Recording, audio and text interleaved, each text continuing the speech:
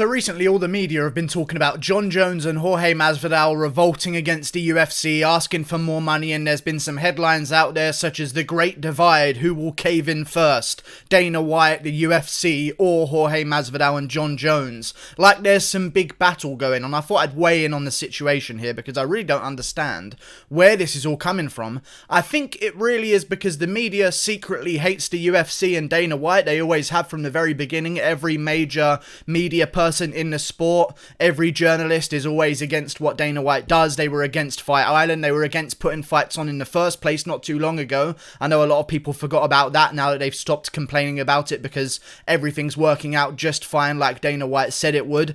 Here's what I want to talk about though. People are acting as though Jorge Masvidal and Jon Jones have any power whatsoever in this situation.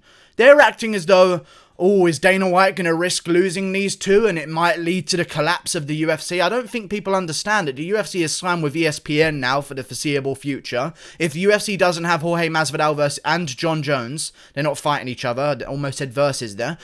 If the UFC doesn't have Jorge Masvidal and Jon Jones, they will find another person. Jon Jones, I don't know if anyone realizes this, but is not a personality of 1 in a million on the interviews. He just isn't. They will find a new champion that is a little bit funnier in interviews and way more interesting to fill Jon Jones's shoes, and they will find someone to fill the shoes of Jorge Masvidal as well. They've already got Sean O'Malley on the come up. In my opinion, Sean O'Malley could well be the very next Conor McGregor, because I don't remember Conor McGregor having 4 fights in the UFC and almost having 1 million Instagram followers. That just wasn't going on back then.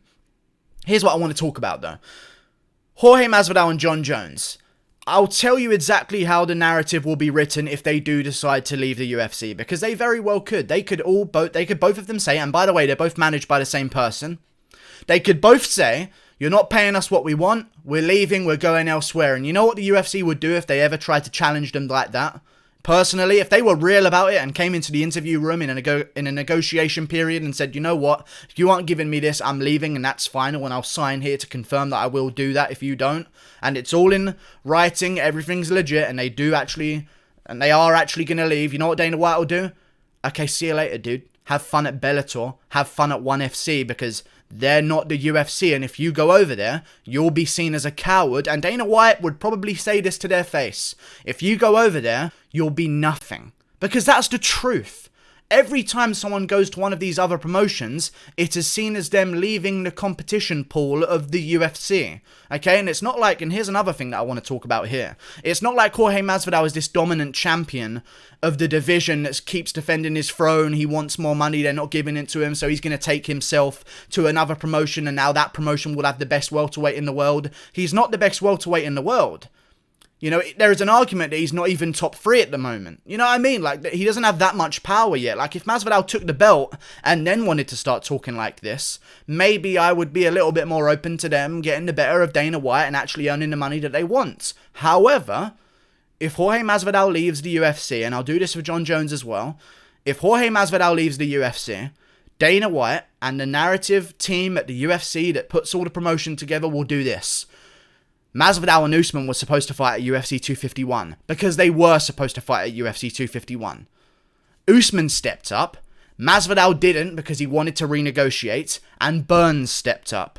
Burns and Usman are the best in the world. They have better resumes than Jorge Masvidal. Gilbert Burns has a win over Damian Maia recently, and although Damian Maia might be a different Damian Maia when he fought Masvidal than when he did now, 90 or 80% of the fans are going to see this just by looking at the records. Gilbert Burns beat Damian Maia.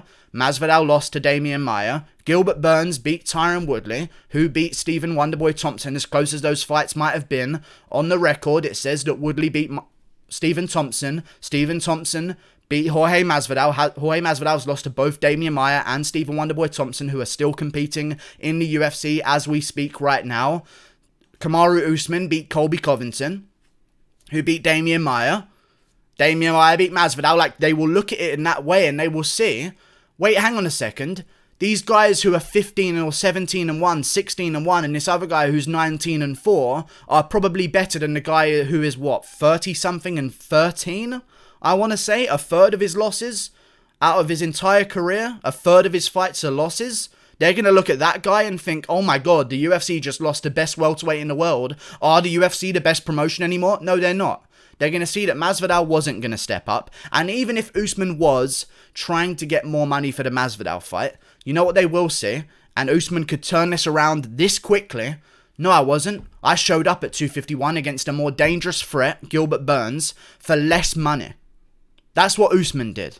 Burns, and I'll tell you this about Burns, and I don't say this about many people, if Gilbert Burns, and here's what I want to give credit to, Masvidal's the BMF and he's renegotiating his contract, even though Masvidal just signed like a 7-fight contract with great money on there, more money than he's ever earned before per fight. He made more against Nate Diaz, but Nate Diaz brought that to the table.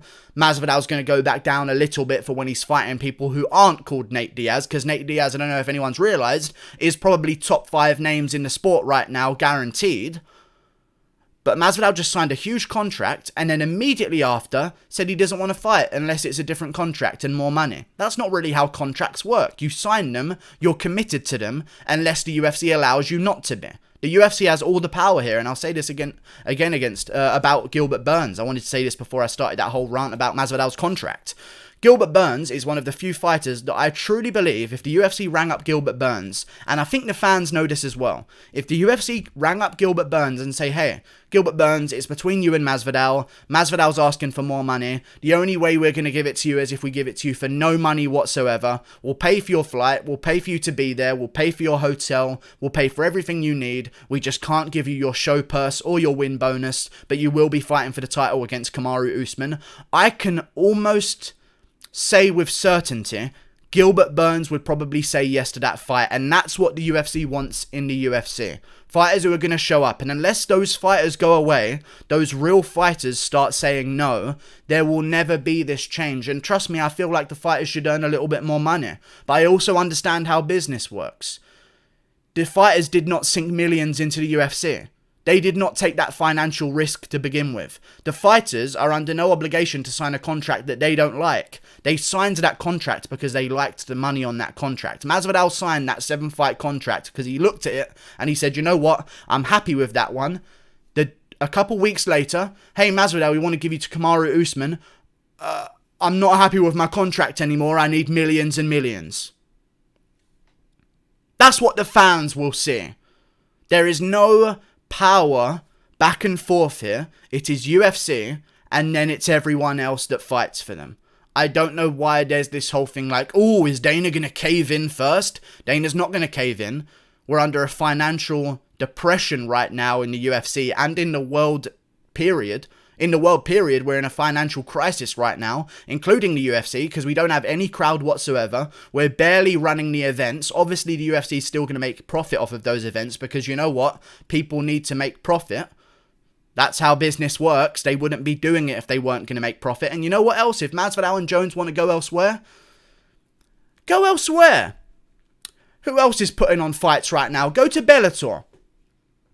Oh, wait, Bellator's not putting on any fights. Oh, okay, then don't go to Bellator because, you know, they're not even a company right now. Go to ONE FC. Oh, wait, never mind.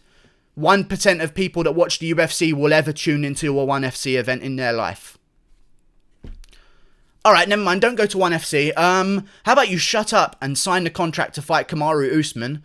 Oh, wait, now that opportunity's gone. Okay, so rematch Nate Diaz.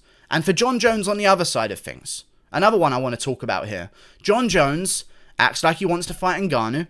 I said he would never fight Ngannou. That fight's never going to come to fruition. He says he wants millions and millions to fight Francis Ngannou. Okay, that's not going to happen under the current situation when there's no fucking crowd. We know that. Okay, and I'm telling you this again. They act like Jon Jones has power here.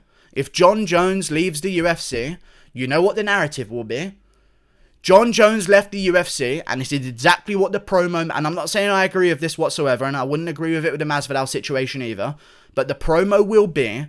The second that Jon Jones is gone, vacant title on the line, Reyes versus Blachowicz. Jon Jones didn't want to fight either of them. He lost to Reyes because we all know what we saw. We saw Reyes beat Jones. That's already set in stone. Nothing can change that. I know Jones got his hand raised, but anyone with a pair of eyeballs that knows anything about the sport can tell you that Reyes won that fucking fight. The promo will be Reyes beat Jones. Reyes is the real light heavyweight champion. Reyes got robbed. They're giving Aldo a title shot, so you know they're already practicing their twisting of promos. Trust me, they're going to try and play it off like Aldo beat Marlon Moraes, when if you actually go back and check the stats and watch the fight again, Moraes definitely beat him, in my opinion, 2-1, even though it was kind of close. But they're going to twist that narrative in the promo to try and say Aldo beat Moraes, and that's why he's getting a title shot versus Yan. They will very easily use that same technique to twist a promo and say Dominic Reyes beat Jon Jones. Jon Jones didn't want the rematch unless it was for this much money, and Ngannou was down to fight, but Jon Jones wasn't, unless he was met with financial... He was met well financially. He didn't want to fight. He doesn't want to fight Reyes. This is what they'll say. Reyes will now take on the top contender because Reyes is the best light heavyweight in the world. And Jon Jones before that went to a split decision with Thiago Santos. And then what if Reyes beats Thiago Santos after that more impressively than Jon Jones does? People will forget about Jon Jones. And I'm sorry to say this, they will. And Reyes will be looked at as the new light heavyweight champion of the world. Like, it's not like DC looked like he beat Jones, so when DC took the belt, everyone was okay with it. Everyone knew that DC was in Jones's shadow. Obviously, Jones tested positive about 50 fucking times, but even still, everyone knew DC was in Jones's shadow. Reyes, I think 95 or 99% of the MMA community right now understand that Reyes beat Jones. Reyes, in a lot of people's eyes right now, is the uncrowned champ. If Jones goes, they'll just put Reyes in his place, and they'll play the narrative that we all believe and know that Reyes beat Jones at UFC 249, and Jones means nothing from then on out. They'll probably have a more interesting turnover in the light heavyweight division. We'll probably have more interesting matchups than just watching Jon Jones fucking teep people to their knee the entire fight over and over and over again. Like, Reyes actually goes out there and slings them and tries to KO people. That's probably going to get more attention if he does that over time. I don't know why the media are trying to convince these fighters that they have some kind of power against the UFC.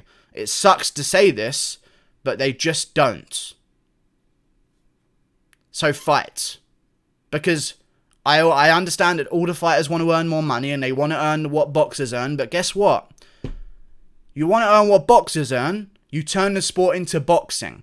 You turn the sport into boxing, no one gives a fuck about your sport. Period. Like and subscribe. Thank you for watching.